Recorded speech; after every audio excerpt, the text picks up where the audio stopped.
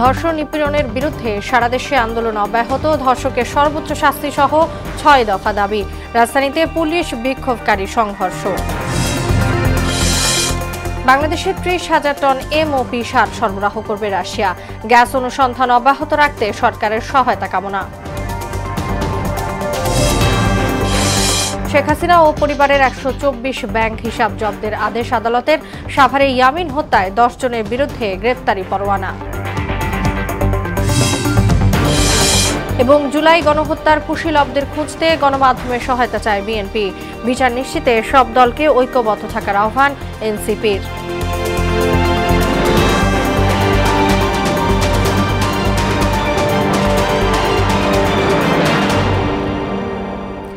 আসসালামু আলাইকুম, সবাইকে মোহনা সংবাদে স্বাগত। শুনছিলেন শিরোনাম, সঙ্গে আছি তাসনুয়া বিনতে তাহের। এবার বিস্তারিত। ধর্ষণ নিপীড়নের বিরুদ্ধে আজও রাজধানী সহ সারা দেশে প্রতিবাদ বিক্ষোভ করেছে ছাত্র জনতা। দুপুরে বাংলাদেশ প্ল্যাটফর্মের ব্যানারে ঢাকা বিশ্ববিদ্যালয়ের রাজু ভাস্কর্যের সামনে থেকে একটি মিছিল প্রধান উপদেষ্টাকে স্মারকলিপি দিতে গেলে হোটেল ইন্টারকন্টিনেন্টালের সামনে পুলিশি বাধার মুখে পড়ে। এ সময় বিক্ষোভকারীরা বাধা অতিক্রম করতে গেলে পরিস্থিতি উত্তপ্ত হয়ে ওঠে। উভয় পক্ষের হাতাহাতিতে আহত হয় বেশ কয়েকজন। বিস্তারিত জানাচ্ছেন মুনতাসির মামুন। মঙ্গলবার বিকেলে ধর্ষণ ও নিপীড়নের বিরুদ্ধে অবস্থান নিতে হোটেল ইন্টারকন্টিনেন্টালের সামনে জড়ো হয় বাংলাদেশ প্ল্যাটফর্মের সদস্যরা। ঢাকা বিশ্ববিদ্যালয়ের রাজু ভাস্কর্য থেকে মিছিল নিয়ে প্রধান উপদেষ্টার কাছে স্মারকলিপি দিতে গেলে সেখানে বাধা দেয় পুলিশ। এ সময় পরিস্থিতি কিছুটা উত্তপ্ত হয়ে ওঠে। এক পর্যায়ে পুলিশ বিক্ষোভকারীদের ২ দফা লাঠিপেটা করে। ধাওয়া পাল্টা ধাওয়া সংঘর্ষে উভয় পক্ষের কয়েকজন আহত হয়। শান্তিপূর্ণ মিছিল চলাকালীন সময়ে এই জায়গায় এসে আমরা দেখলাম এই নারী সদস্যদের এই মিছিলের মধ্যে কিছু পুরুষ পুলিশ এরা আক্রমণ করে। বিক্ষোভকারীরা জানান, স্বরাষ্ট্র উপদেষ্টা ব্যর্থতায় দেশব্যাপী ধর্ষণ নিপীড়নের ঘটনা বেড়ে গেছে। এ সময় স্বরাষ্ট্র উপদেষ্টা পদত্যাগ, ধর্ষণ বিরোধী দ্রুত বিচার ট্রাইব্যুনাল গঠন ও আইন সংস্কারের দাবি জানান তারা। ৯ দফার অন্যতম দাবি ছিল এই যে ব্যর্থ জাহাঙ্গীর, আমাদের নিরাপত্তা না দিতে পারা জাহাঙ্গীর, আমাদের মারা যাওয়ার কারণ জাহাঙ্গীর, অথর্ব জাহাঙ্গীর, তার পদত্যাগ করতে হবে। অন্যদিকে পুলিশ বলছে আইন শৃঙ্খলা রক্ষার স্বার্থেই তারা ব্যবস্থা নিয়েছে। তারা আসবে এখান থেকে আমি পাঠাই দেব প্রতিনিধি ৫ জন, যে তারা কথা বলে আসবে। এটা নিয়ে তো আর আমাদের দ্বিমত নাই। আমরা জাস্ট খালি এই জায়গাটা যেহেতু 144 সবসময় জারি করা থাকে, আমরা যেতে দিলাম না, যেতে দেই নাই, যে আপনারা এখানে থাকেন, আপনাদের প্রতিনিধি ভিতরে যাক। কোথাও দেখছেন যে আমরা লাঠি পিটাইছি বা আমাদের যে ওয়াটার ক্যানন আছে কিছু করছি বা সাউন্ড গ্রেনেড মারছি, কিছুই করে নাই। আমরা এইটুকু যদি আমরা তারাও না থাকতে পারি, তাদেরকে যদি আমি অ্যালাউ করি, তাহলে আমার চাকরি করার দরকার ঠিক। মুনতাসির মামুন, মোহনা সংবাদ, ঢাকা। সমাজে বিশাল বার্তা দিতে জনসমক্ষে ধর্ষকের শাস্তি চান শিক্ষার্থীরা।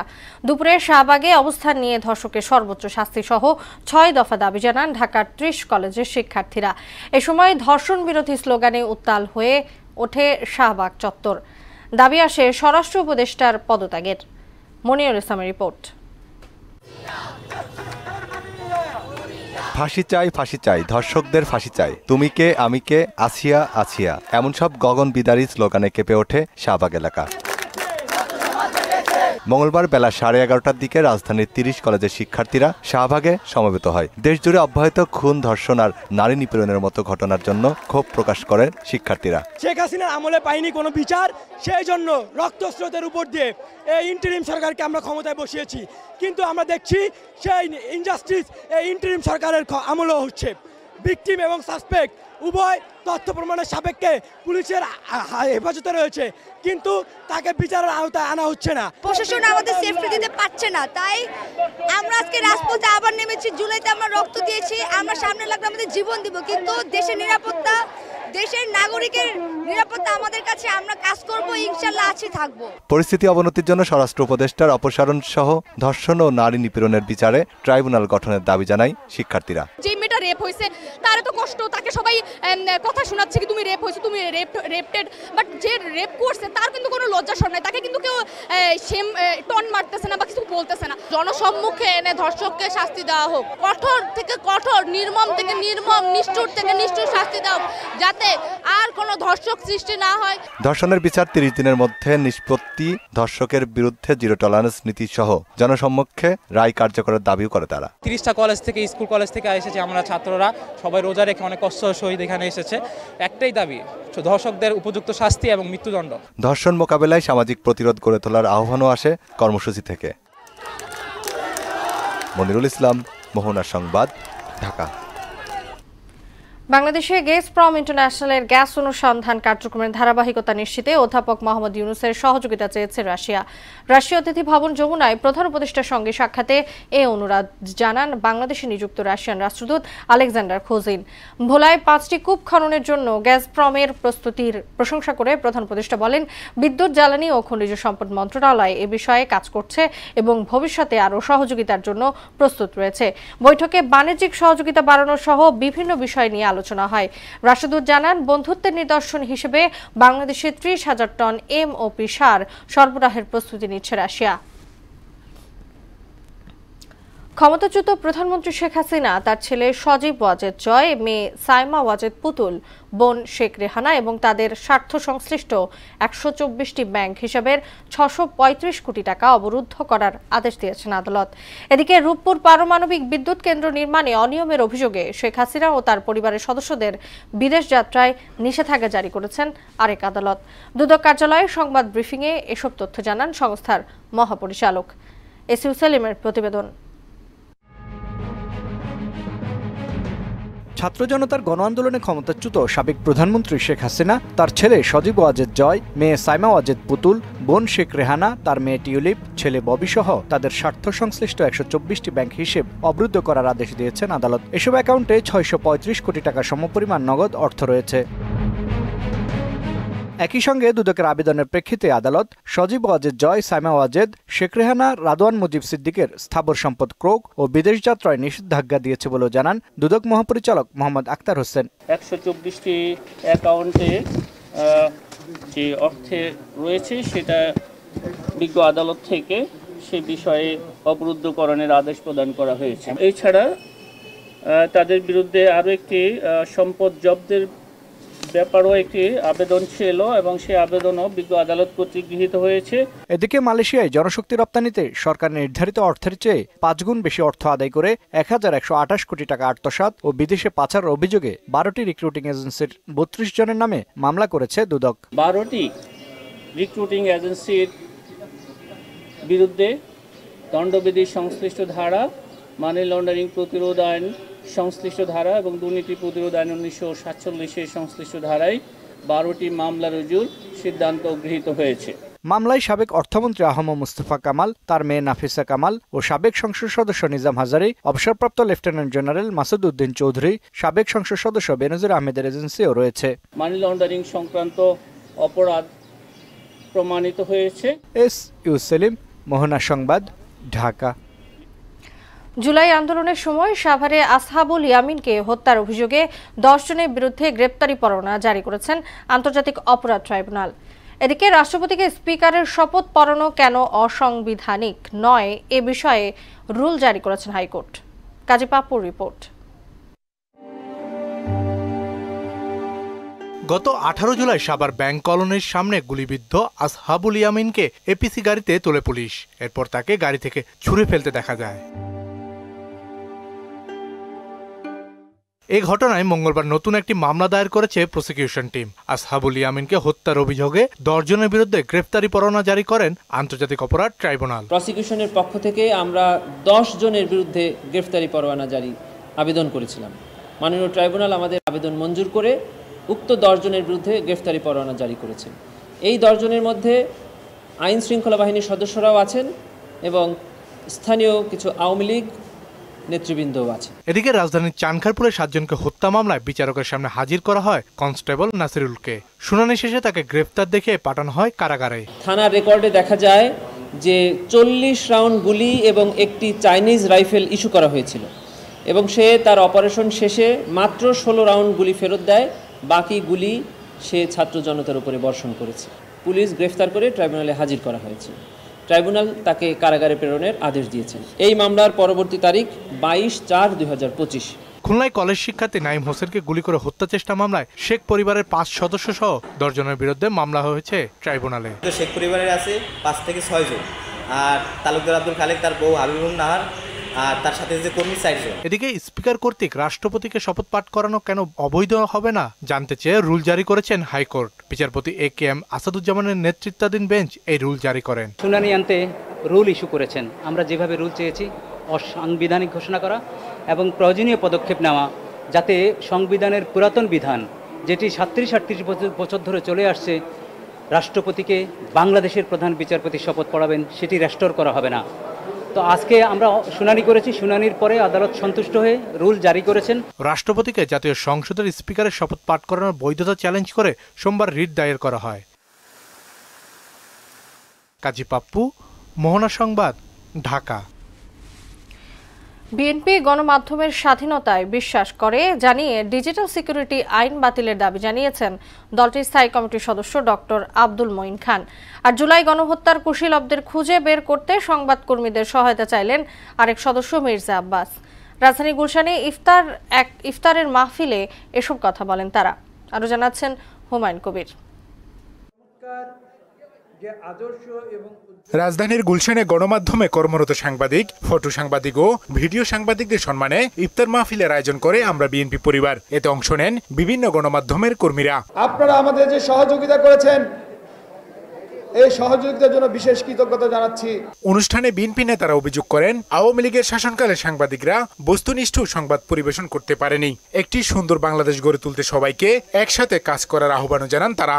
আপনারা এই সমাজের দর্পণ, এই সমাজের আলো, বিগত আন্দোলন সংগ্রামও আপনারা বিশেষ ভূমিকা পালন করেছেন এবং পালন করতে গিয়েও আপনারা অনেক সময় বিভিন্নভাবে নির্যাতনেরও শিকার হয়েছিলেন, বাধার সম্মুখীন হয়েছিলেন। অত্যন্ত সাহসিকতার সাথে মনোবল নিয়ে আপনারা সেই কাজগুলো করেছেন। এই ফ্যাসিস্ট সরকার আমলে সাংবাদিক মহল বলেন, গণমাধ্যম বলেন, মিডিয়া বলেন, কেউ স্বাধীনভাবে কাজ করতে পারেননি। নতুন বাংলাদেশে সবার মৌলিক অধিকার থাকবে, সবাই পেট ভরে খেতে পারবে, সবার মাথার উপর ছাদ থাকবে, সেই লক্ষ্যে আমরা পৌঁছতে পারবো। এই সময় স্বাধীন গণমাধ্যমের স্বার্থে ডিজিটাল নিরাপত্তা আইন বাতিলের দাবি জানান বিএনপির স্থায়ী কমিটির সদস্য ডক্টর আব্দুল মঈন খান। আমরা মিডিয়ার স্বাধীনতায় বিশ্বাস করি। মিডিয়া যা বলবে, আমরা যদি ভুল করি সেটা সমালোচনা করবে, সেই সমালোচনার আপনার জবাব।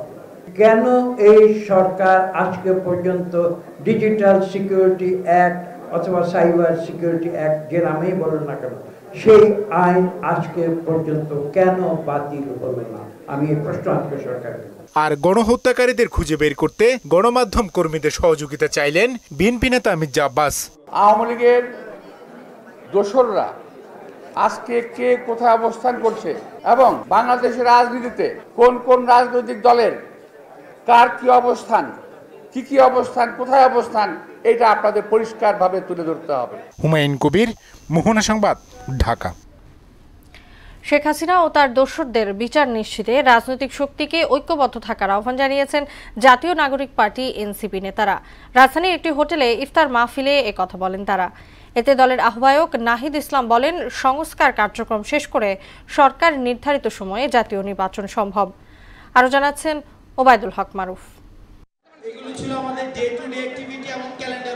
জুলাই অভ্যুত্থানের চেতনায় গঠিত জাতীয় নাগরিক পার্টি এনসিপির ইফতার মাহফিলে যোগ দেন বিএনপি, জামায়াত সহ ফ্যাসিবাদ বিরোধী রাজনৈতিক দলের নেতারা। অংশ নেন আলেম, ওলামা এবং সাংবাদিক সহ বিভিন্ন শ্রেণী পেশার মানুষ।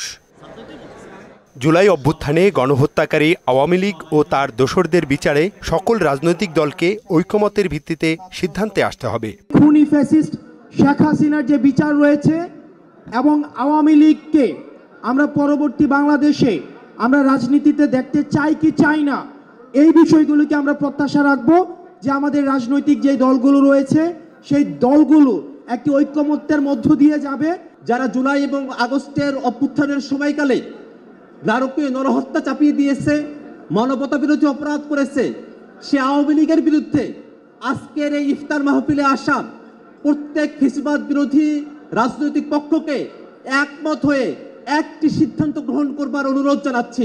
দলের আহ্বায়ক নাহিদ ইসলাম বলেন, সরকারের বেঁধে দেওয়া সময়ের মধ্যেই নির্বাচন সম্ভব, তবে তার আগে আইন শৃঙ্খলা পরিস্থিতির উন্নতি হতে হবে। আমাদের মধ্যে নানা বিষয়ে মতপার্থক্য হতে পারে, নীতিগত বিরোধ হতে পারে, তর্ক বিতর্ক হতে পারে, কিন্তু গণতান্ত্রিক সম্পর্ক, সংলাপ ও মিথস্ক্রিয়ায় যাতে এর কোনো ছেদ না পড়ে। নির্বাচনের আগে অবশ্যই আইন শৃঙ্খলার পরিস্থিতির উত্তরণ ঘটতে হবে।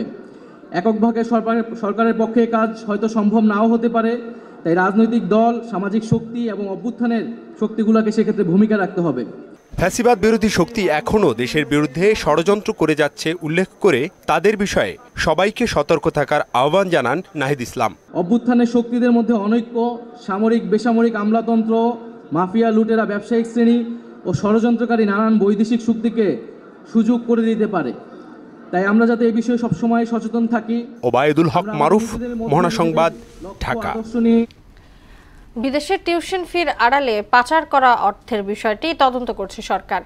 সচিবালয়ে সরকারি ক্রয় কমিটির বৈঠক শেষে অর্থ উপদেষ্টা ডক্টর সালেউদ্দিন আহমেদ বলেন, এবছরের মধ্যে পাচার হওয়া অর্থ কয়েকশো কোটি ডলার ফিরিয়ে আনা সম্ভব। আর প্রধান উপদেষ্টা বিশেষ সহকারী আনিসুজ্জামান চৌধুরী জানান, এলডিসি পুনর্মূল্যায়নে 11 সদস্যের কমিটি গঠন করা হয়েছে। শামীউজ্জামান চৌধুরীর রিপোর্ট। আমি যদি রাজনৈতিকভাবে চিন্তা করি, অর্থ মন্ত্রণালয়ের সেকেন্ড ইন কমান্ডের দায়িত্ব পাওয়ার পর সচিবালয়ে প্রথম কর্মদিবসে সাংবাদিকদের মুখোমুখি হন প্রধান উপদেষ্টার বিশেষ সহকারী আনিসুজ্জামান চৌধুরী। এই মাতৃভূমি আমার প্রয়োজন মনে করেছে। দেশের ভঙ্গুর অর্থনীতিকে পুনরুজ্জীবিত করতে কাজ চলছে জানিয়ে তিনি বলেন, এলডিসি পুনর্মূল্যায়নের জন্য 11 সদস্যের কমিটি গঠন করেছে সরকার। আমরা পুনর্বিবেচনা করার জন্য কমিটি হয়েছে, আমরা সহসা এটা সিদ্ধান্তে আসব। তবে আমি এখনই বলতে পারবো না যে আমরা পিছিয়ে দেব। এদিকে সচিবালয়ে সরকারি ক্রয় সংক্রান্ত উপদেষ্টা পরিষদ কমিটির বৈঠক শেষে অর্থ উপদেষ্টা ডক্টর সালেউদ্দিন আহমেদ বলেন, এবছরের মধ্যে পাচার হওয়া কয়েকশো কোটি ডলার ফিরিয়ে আনা সম্ভব। এটা আর কিছুটা সম্ভব, এবং অনেক সময় দেখা যায় যে একদম হয়তো বড়দের 12 জন 11 জন দিয়েছি, তাদেরকে যদি না নিই আরও 200 কোটি টাকার বেশি অনেককে আইডেন্টিফাই করা হয়েছে। সব মিলে হয়তো আমরা আনতে পারবো। শিক্ষার আড়ালে বিদেশে পাচার হওয়া অর্থের বিষয়টিও তদন্ত করা হচ্ছে বলে জানান অর্থ উপদেষ্টা। হ্যাঁ, এটা ওটা দেখছে তো। শামীমুজ্জামান চৌধুরী, মোহনা সংবাদ, ঢাকা। পাঠ্যবই ছাপার কাগজ কেনাকাটায় রাখাল রাহার কোনো সম্পৃক্ততা নেই বলে জানিয়েছেন জাতীয় শিক্ষাক্রম ও পাঠ্যপুস্তক বোর্ডের চেয়ারম্যান অধ্যাপক AKM রিয়াজুল হাসান। দুপুরে মতিঝিলে এনসিটিভি ভবনে আয়োজিত সংবাদ সম্মেলনে তিনি বলেন, পাঠ্যবইয়ের জন্য কাগজই কেনা হয়েছে 100 কোটি টাকার। এ অবস্থায় 400 কোটি টাকার বাণিজ্যের অভিযোগকে ভিত্তিহীন দাবি করেন তিনি।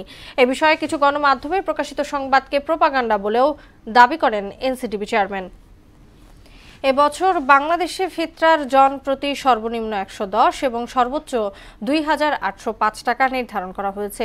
জাতীয় সাদাকাতুল ফিতর নির্ধারণ কমিটির সভায় এ হার নির্ধারণ করা হয়। দেশের সব বিভাগ থেকে সংগৃহীত আটা, জব, খেজুর, কিশমিশ ও পনিরের বাজার মূল্যের ভিত্তিতে এবছরের ফিতরা নির্ধারণ করা হয়েছে। মুসলমানরা নিজ নিজ সামর্থ্য অনুযায়ী ওই পণ্যগুলোর যে কোনো একটি বা তার বাজার মূল্য দিয়ে ফিতরা আদায় করতে পারবেন। প্রবাসীদের প্রক্সি ভোট পর্যালোচনা করার জন্য বিশেষজ্ঞদের নিয়ে কর্মশালা করবে নির্বাচন কমিশন। কর্মশালার সুপারিশ নিয়ে রাজনৈতিক দলগুলোর সঙ্গে আলোচনা করে পরবর্তী সিদ্ধান্ত নেওয়া হবে। প্রবাসীদের ভোট পদ্ধতি নিয়ে ব্রিফিংয়ে নির্বাচন কমিশনার আবুল ফজল মোহাম্মদ সানাউল্লাহ এসব তথ্য জানিয়ে বলেন, এর পাশাপাশি পোস্টাল ও অনলাইন ভোটিংয়ে ট্রায়াল চলবে। এমআর আসাদের রিপোর্ট। ত্রয়োদশ জাতীয় সংসদ নির্বাচনে প্রবাসীদের ভোটাধিকার প্রয়োগের বিষয়টি গুরুত্বের সঙ্গে নেয়ার কথা বারবার বলেছে নির্বাচন কমিশন। সোমবার বিকেলে নির্বাচন ভবনে সভায় আলোচনা হয় এ বিষয়ে। সুপারিশ আসে প্রক্সি ভোটের। মঙ্গলবার গণমাধ্যমের কাছে সুপারিশের বিস্তারিত তুলে ধরেন নির্বাচন কমিশনার আবুল ফজল মোহাম্মদ সানাউল্লাহ। কমিটির ফাইন্ডিং হচ্ছে, বর্তমান যে পোস্টাল ব্যালট সিস্টেমটা আছে প্রবাসী বাংলাদেশি ভোটারদের জন্য, এটি একটি অচল সিস্টেম। যে কারণে আমরা গত দ্বাদশ জাতীয় সংসদ নির্বাচনেও দেখেছি একটি ভোটও এখানে কাস্ট হয় নাই বিদেশ থেকে। প্রক্সি ভোট অর্থাৎ একজন প্রবাসী বাংলাদেশির পক্ষে বাংলাদেশে অবস্থানরত একজন ভোটার তার ভোটার এলাকার তার হয়ে ভোটটা দিয়ে দেওয়া। 34টি দেশের 44টি অফিসের মাধ্যমে প্রায় কোটি প্রবাসী ভোট দেওয়ার সুযোগ পেতে পারেন। বিশেষজ্ঞ পরামর্শ ও অংশীজনের মতামত অনুযায়ী প্রয়োজন হতে পারে আইন সংশোধনের। ওয়ার্কশপের মাধ্যমে আমরা যেটা ডেভেলপ করতে চাই সেটা হচ্ছে একটা সিস্টেম আর্কিটেকচার। তারপরে আমরা বিভিন্ন স্টেক হোল্ডারের সাথে এটা নিয়ে আলোচনায় বসতে চাই, অর্থাৎ রাজনৈতিক দলসমূহ এবং অপরাপর স্টেক হোল্ডার্স। সেইখানে যদি আমরা সর্বসম্মতভাবে এইটাকে দেখি যে এটা গ্রহণযোগ্য হচ্ছে, তখন আমরা সিস্টেম ডেভেলপমেন্টে যাব। প্রক্সির পাশাপাশি পোস্টাল ও অনলাইন ভোটিং ট্রায়ালও রাখার কথা উল্লেখ করেন আবুল ফজল মোহাম্মদ সানাউল্লাহ। সময়ের মধ্যে সম্পাদনযোগ্য পোস্টাল ব্যালট পদ্ধতি এবং অনলাইন পদ্ধতিটি তারা ট্রায়ালের জন্য সাজেস্ট করেছে। MR আসাদ, মোহনা সংবাদ, ঢাকা। নানান সমস্যায় ভুগছেন ঢাকা উত্তর সিটির নতুন 18টি ওয়ার্ডের বাসিন্দারা। নগর ভবনে এক গণশুনানিতে নিজেদের অপ্রাপ্তির কথা জানান তারা। জবাবে ওয়াসা, রাজুক সহ বিভিন্ন প্রতিষ্ঠানের সমন্বয়হীনতার কারণে নিজের অসহায়ত্ব তুলে ধরেন উত্তর সিটির প্রধান নির্বাহী কর্মকর্তা মীর খায়রুল আলম। অনুষ্ঠানে নতুন ওয়ার্ডগুলোর নাগরিক সুযোগ সুবিধা উন্নয়নে 1 বছর সময় চান সিটি কর্পোরেশনের প্রশাসক মোহাম্মদ এজাজ। সুরাইয়া মনির রিপোর্ট। ঢাকা উত্তর সিটির নতুন 18টি ওয়ার্ডের বাসিন্দাদের অভাব অভিযোগ নিয়ে গণশুনানি হয় নগর ভবনে। এতে ওয়ার্ড ভিত্তিক সমস্যা তুলে ধরেন বাসিন্দারা। সিটি কর্পোরেশনের মর্যাদা পাওয়ার 9 বছরেও লাগেনি উন্নয়নের ছোঁয়া। 2018 সাল থেকে ট্যাক্স নিয়ে হয়রানি করা হচ্ছে বলেও অভিযোগ করেন তারা। যে এলাকার লোকজন আসলে নিডি, এখানে আসলে ট্যাক্স এরকম দেওয়ার মতো কোনো ইয়ে নেই। আমরা বলবো আপনারা উন্নয়ন করেন। বর্ষা না হলো সৈয়দ লাইন উপচে বাড়িতে সম্পূর্ণ রাস্তা ভরে যায়। 10 নম্বর সেক্টরের সাথে মিশেছে সেই রাস্তাটা। সামনে যে বর্ষা মৌসুম আসতেছে, তাদের কষ্টটা অনেকটা লাঘব হবে। বেহাল যোগাযোগ ও বর্জ্য ব্যবস্থাপনা, লোডশেডিং, মশার উৎপাত সহ নানা সমস্যায় জর্জরিত যাপিত জীবন। উত্তর খান, দক্ষিণ খান এই এলাকাগুলোতে কোনো এক জায়গায় যদি কেউ ঢুকে কোনো একটা প্রোগ্রামে যাবে, স্কুলে যায়, কয়টার সময় যাবে, কতক্ষণ টাইম লাগবে, কোনো গ্যারান্টি নাই। যেই পরিমাণে গ্যাস দেওয়া হয়েছে, কিন্তু আমার মনে হয় এই গ্যাসের ফলে মশা যায় না, বরঞ্চ কি মানুষ ক্ষতিগ্রস্ত হচ্ছে। নাগরিক সমস্যা সমাধানে রাজুক, ওয়াসার মতো প্রতিষ্ঠানকে সিটি কর্পোরেশনের আওতায় আনতে স্থানীয় সরকার মন্ত্রণালয়কে চিঠি দেওয়া হয়েছে বলে জানান প্রধান নির্বাহী কর্মকর্তা মীর খায়রুল আলম। আগামী কয়েক দিনে বা কয়েক মাসের যেই কদিন ওনার টেনিওর আছে বা ভবিষ্যতে যদি বাড়ে, এই কোঅর্ডিনেশনগত সমস্যাগুলো ইজিলি সলভ করার আমরা একটা ব্যবস্থা নিচ্ছি। 1 বছরের নতুন 18টি ওয়ার্ডের নাগরিক সুযোগ সুবিধা নিশ্চিতের প্রতিশ্রুতি দেন ঢাকা উত্তর সিটির প্রশাসক মোহাম্মদ এজাজ। এটা আমাদের চলমান প্রক্রিয়া, আমাদের এফোর্টের কমতি নাই, কিন্তু তারপরেও এই যেহেতু বলে যে কষ্টটা আছে এবং এই কষ্টটা আমরা স্বীকার করেই বলছি যে এটা আরো দ্রুত কিভাবে আমরা মিনিমাইজ করতে পারি সেদিকে আমরা আসলে লক্ষ্য রাখছি। পরিকল্পিত নগরায়নে সবার সহযোগিতা জরুরি বলেও মন্তব্য করেন তিনি। আমাদের যারা নাগরিক আছেন তারা এটা ছিটানোর মতো।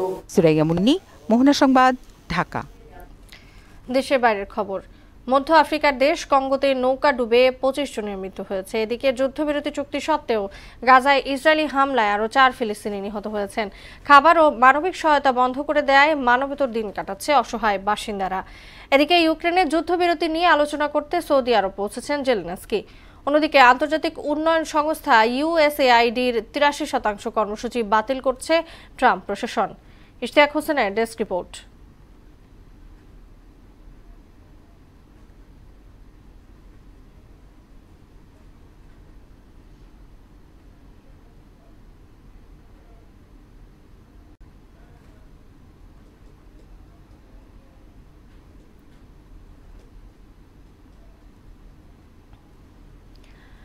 পাকিস্তানের বেলুচিস্তান প্রদেশের বোলান জেলার মুশফাক এলাকায় জাফর এক্সপ্রেস নামে একটি ট্রেনে যাত্রীদের জিম্মি করেছে বেলুচ লিবারেশন আর্মির সশস্ত্র জঙ্গিরা।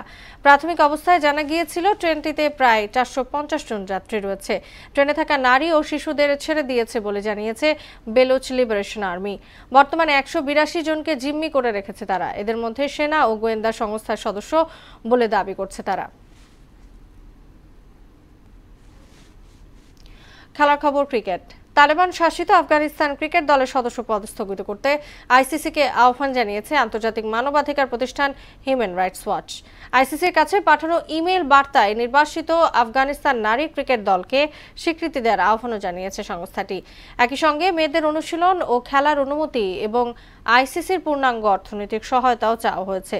আফগানিস্তান ক্রিকেট দলের আন্তর্জাতিক ক্রিকেটে অংশগ্রহণের বিষয়ে নিষেধাজ্ঞা চেয়ে চিঠিটি পাঠানো হয়েছে সরাসরি আইসিসি সভাপতি জয় শাহকে উদ্দেশ্য করে। গেল 3 ফেব্রুয়ারি চিঠিটি পাঠানো হলেও সেটি প্রকাশ্যে এসেছে 7 মার্চ। Body building. দেশে প্রথমবার কোটি টাকার প্রাইজ মানি নিয়ে আসছে বডি বিল্ডিং ও ফিটনেস চ্যাম্পিয়নশিপ, যার পোশাকি নাম বিডি মাসল শো। ফিটনেস ও বডি বিল্ডিং কমিউনিটি বাংলাদেশের ব্যবস্থাপনায় আগামী 25 থেকে 27 মে আয়োজিত হবে দেশের সর্ববৃহৎ এই শরীর গঠন প্রতিযোগিতা। এ উপলক্ষে বিকেলে টাইটেল পৃষ্ঠপোষক বসুন্ধরা গ্রুপের সঙ্গে চুক্তি স্বাক্ষর অনুষ্ঠিত হয়। এ আসরে সেনাবাহিনী, বিজিবি, আনসার, ভিডিপি সহ 4 শতাধিক ক্লাব, সংস্থা ও বিশ্ববিদ্যালয়ের 1,500 শরীর গঠনবিদ 4 বিভাগে 12টি ইভেন্টে অংশ নেবেন। শেষ করব মোহনা সংবাদ, যাওয়ার আগে সুনামগুলো জানিয়ে দিচ্ছি আরো একবার।